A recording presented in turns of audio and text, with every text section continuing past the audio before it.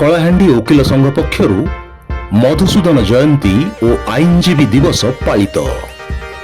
ଭବାନୀପାଟଣା ସ୍ଥିତ ଜିଲ୍ଲା ଜଜ୍ କୋର୍ଟ ପରିସରରେ କଳାହାଣ୍ଡି ଓକିଲ ସଂଘ ପକ୍ଷରୁ ମଧୁସୂଦନ ଜୟନ୍ତୀ ଓ ଆଇନଜୀବୀ ଦିବସ ପାଳିତ ହୋଇଛି। ଓକିଲ ସଂଘ ସଭାପତି ସନ୍ତୋଷ କୁମାର ପଣ୍ଡାଙ୍କ ପୌରୋହିତ୍ୟରେ ଆୟୋଜିତ ଏହି କାର୍ଯ୍ୟକ୍ରମରେ ଜୟପୁର ଓକିଲ ସଂଘର ପୂର୍ବତନ ସଭାପତି ତଥା ବରିଷ୍ଠ ଓକିଲ ଶୋଷାନନ୍ଦ ମିଶ୍ର ମୁଖ୍ୟ ଅତିଥି ଭାବରେ ଯୋଗ ଦେଇଥିବା ବେଳେ ଓଡ଼ିଶା ରାଜ୍ୟ ବାର୍ କାଉନସିଲ ସଦସ୍ୟ ଧନଞ୍ଜୟ ମୁନ୍ ସମ୍ମାନିତ ଅତିଥି ଏବଂ ଜୟପ୍ରକାଶ ଡିଗ୍ରୀ ମହାବିଦ୍ୟାଳୟର ଅଧ୍ୟକ୍ଷ ପରମେଶ୍ୱର ମୁନ୍ ମୁଖ୍ୟ ବକ୍ତା ଭାବରେ ଯୋଗ ଦେଇଥିଲେ। ଓକିଲ ସଂଘ ଉପସଭାପତି ମହେଶ ପ୍ରସାଦ ମହାପାତ୍ର ଅତିଥି ପରିଚୟ ପ୍ରଦାନ କରିଥିବା ବେଳେ ସମ୍ପାଦକ ନିହାର ରଞ୍ଜନ ମିଶ୍ର ସ୍ୱାଗତ ଭାଷଣ ପ୍ରଦାନ କରିଥିଲେ।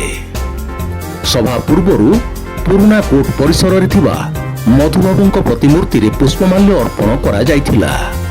ସଭା ପ୍ରାରମ୍ଭରେ ସରସ୍ୱତୀ ଶିଶୁ ମନ୍ଦିରର ଛାତ୍ରଛାତ୍ରୀମାନେ ପ୍ରାରମ୍ଭିକ ସଙ୍ଗୀତ ପରିବେଷଣ କରିଥିଲେ। ଓଡ଼ିଆ ଅସ୍ମିତାର କର୍ଣ୍ଣଧାର ଥିଲେ ମଧୁବାବୁ। ପ୍ରଥମ ଓଡ଼ିଆ, ପ୍ରଥମ ମାଟ୍ରିକୁଲେଟ୍, ପ୍ରଥମ ଗ୍ରାଜୁଏଟ୍, ପ୍ରଥମ ଓକିଲ, ପ୍ରଥମ ବାରିଷ୍ଟର ଏବଂ ପ୍ରଚଣ୍ଡ ସ୍ୱାଭିମାନୀ ଓଡ଼ିଆ ଥିଲେ ମଧୁବାବୁ।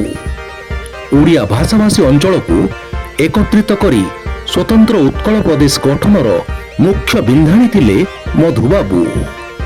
ମହିଳାମାନଙ୍କୁ ଓକିଲାତି ସୁଯୋଗ ଦେବାକୁ ଲଢ଼େଇ କରି ମହିଳାମାନଙ୍କ ଓକିଲାତି କରିବା ପଥ ଉନ୍ମୋଚନ କରିଥିଲେ ମଧୁବାବୁ।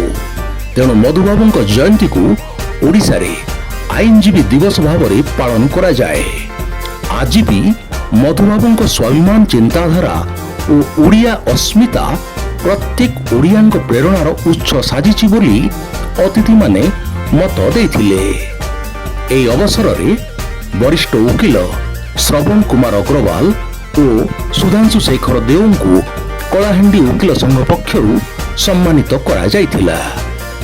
ବରିଷ୍ଠ ଓକିଲ ଗଜେନ୍ଦ୍ର ପ୍ରସାଦ ପାଢ଼ୀ, ହରଜିନ୍ଦର ସିଂ, ସୁଧାଂଶୁ କୁମାର ନନ୍ଦ, ପ୍ରଦୀପ କୁମାର ବିହାର ଓ ଜ୍ୟୋତ୍ସ୍ନା ମଞ୍ଜରୀ ମିଶ୍ର ଆଇନଜୀବୀ ଦିବସର ମହତ୍ତ୍ୱ ସମ୍ପର୍କରେ ବକ୍ତବ୍ୟ ଉପସ୍ଥାପନ କରିଥିଲେ। ସଭା ପରେ ପରେ ସାଂସ୍କୃତିକ କାର୍ଯ୍ୟକ୍ରମ ପରିବେଷିତ ହୋଇଥିଲା। ଯୁଗ୍ମ ସମ୍ପାଦକ ହେମନ୍ତ ଛତ୍ରିଆ ଧନ୍ୟବାଦ ଅର୍ପଣ କରିଥିଲେ।